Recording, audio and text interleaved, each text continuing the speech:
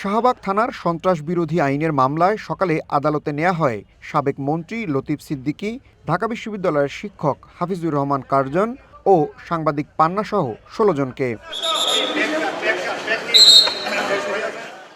এ সময় আসামিদের রিমান্ড আবেদন করে পুলিশ। এতে বলা হয়, আব্দুল লতিফ সিদ্দিকী মঞ্চ ৭১-এর ব্যানারকে পুঁজি করে দেশকে অস্থিতিশীল করার চেষ্টা চালাচ্ছিলেন। ষড়যন্ত্র ছিল সরকার উৎখাতের। তবে গ্রেপ্তারদের নির্দোষ দাবি করে জামিন আবেদন করেন তাদের আইনজীবী। বর্তমান বাংলাদেশের পরিস্থিতি এমন যে কেউ যদি মুক্তিযুদ্ধ নিয়ে কথা বলে তাহলে তারা ফ্যাসিস্টের দোসর হয়ে যায়, তারা ফ্যাসিস্ট হয়ে যায়।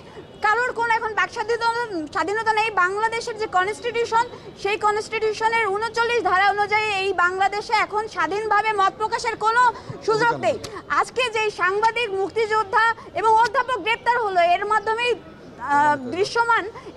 দৃশ্যমান যে এই দেশে এখন সাকসেসফুলি মব ভায়োলেন্স চলছে এবং সেটা রাষ্ট্রীয় দায়ভার এর জন্য নিতে হবে। কারণ এটা তাদেরকে যেহেতু গ্রেপ্তার করে রাষ্ট্রীয় আইনের সদর্পণ করা হয়েছে, এ থেকে প্রতিমান হয় যে এর সাথে বর্তমান সরকারের এই দায়ভারটা নেওয়া লাগবে।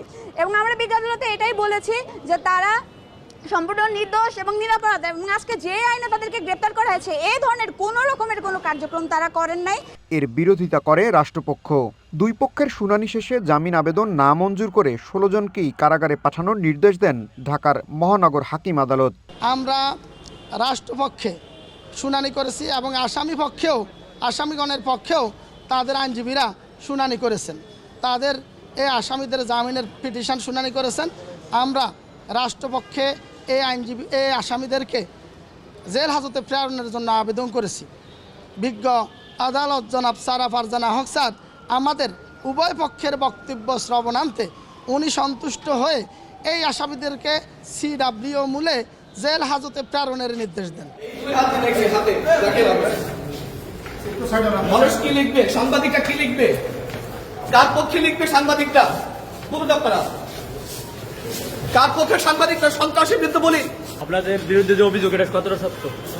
আপনাদের মনে হয় যে আমরা সন্ত্রাস করতে পারি?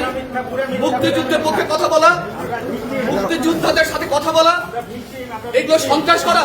বৃহস্পতিবার দুপুরে ঢাকা রিপোর্টার্স ইউনিটিতে আমাদের মহান মুক্তিযুদ্ধ এবং বাংলাদেশের সংবিধান শিরোনামে গোলটেবিল বৈঠকের আয়োজন করে মঞ্চ ৭১।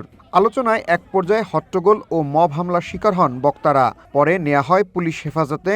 রাতে আটক লতিফ সিদ্দিকী সহ ১৬ জনের বিরুদ্ধে শাহবাগ থানায় সন্ত্রাস বিরোধী আইনে মামলা করে পুলিশ। ইশতিয়াক ইমন, ওয়ান নিউজ, ঢাকা।